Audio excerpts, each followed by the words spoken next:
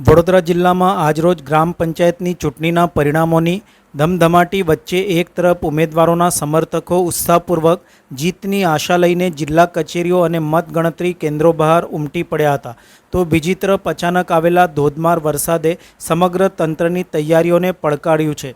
શહેર સહિતના ગ્રામ્ય વિસ્તારોમાં વરસાદે પોતાના આગમનથી લોકોની દિનચર્યા અસ્તવ્યસ્ત કરી દીધી છે। મતગણતરી કેન્દ્રો પાસે ભેગા થયેલા સમર્થકો ભલે વરસાદ વરસતો રહ્યો હોય તેમ છતાં પણ પોતાના ઉમેદવારોને જીતાડવાની આશામાં ઊભા રહ્યા હતા।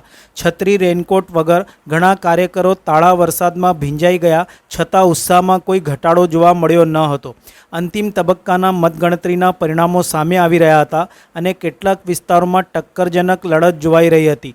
જો કે વરસાદના કારણે કેટલીક જગ્યાએ વાહન વ્યવહાર અને પાર્કિંગની સમસ્યાઓ ઊભી થઈ છે। વરસાદ અને ચૂંટણી બે વિપરીત પરિસ્થિતિ વચ્ચે વડોદરાના લોકોએ પોતાની લોકશાહી પ્રત્યેનું સમર્પણ દ્રઢ કરી બતાવ્યું હતું।